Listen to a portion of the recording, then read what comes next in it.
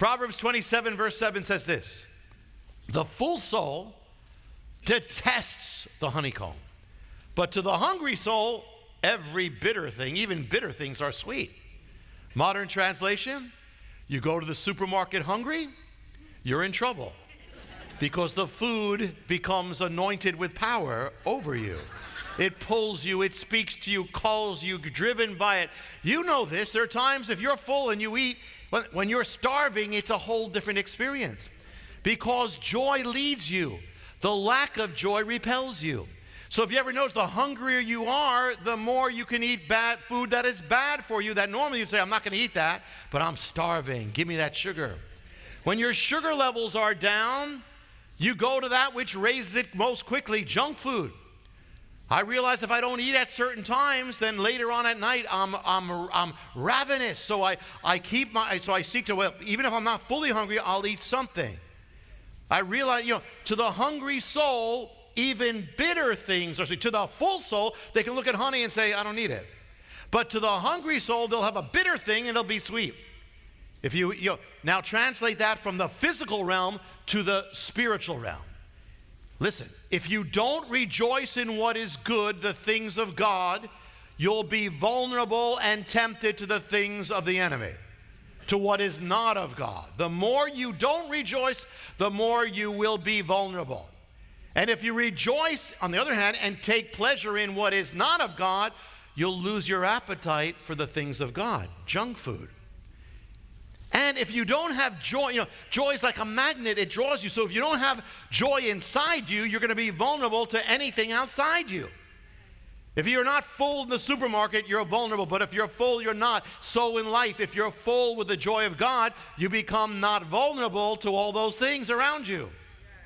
Yes. Because you got a joy to counter that.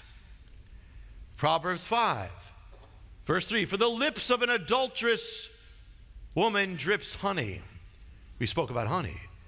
Her speech is smoother than oil, but in the end, she is bitter. We heard the thing about bitter, honey. Now this is saying in a different realm. But in the end, she's a bitter as gall, sharp as a double-edged sword. Her feet go down to death.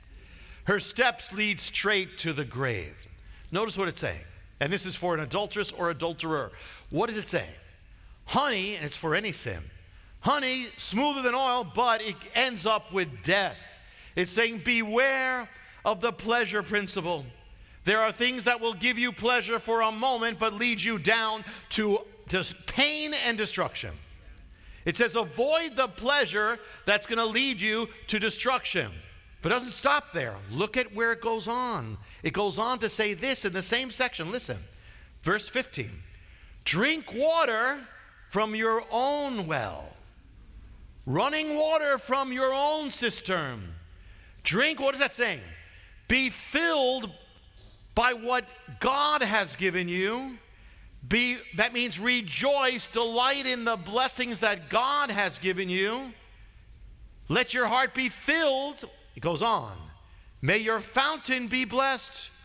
Rejoice in the wife of your youth. Now, this principle is for marriage and anything. Rejoice in what God has given you. Rejoice in what is good and what you have, not in what you don't have. In what God has given you, not what the enemy's tempting you with. Let yourself be captivated, it says, by her love. Take pleasure in your wife, it says, or take pleasure in your husband. Take pleasure in the blessings of God. It's not a sin. It's the opposite of sin. It's what God gave you. Rejoice in the gifts of God. Be captivated by them. And you won't be tempted by adultery or what the enemy's trying to do to your life right now. The more joy you take in, the more you rejoice in, delight in, get into the blessings of God that He's given for your life, the more power you will have to resist anything the enemy throws up. To find out how you can receive more of Jonathan's teachings, to receive special free gifts, or get in touch, go to hopeoftheworld.org or call toll-free 1-800-YESHUA-1. That's hopeoftheworld.org or call 1-800-YESHUA-1. That's 1-800-937-4821.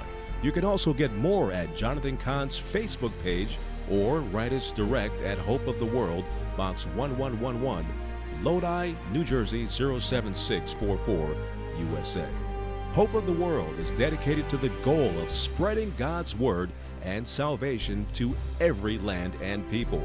We do this by spreading the Word throughout the world and sponsoring compassion projects to the most poor and needy around the earth. To get in touch or have a part in God's work, just write to Hope of the World, Box 1111, Lodi, New Jersey 07644, USA. Or go to hopeoftheworld.org or call 1-800-YESHUA-1. That's 1-800-937-4821.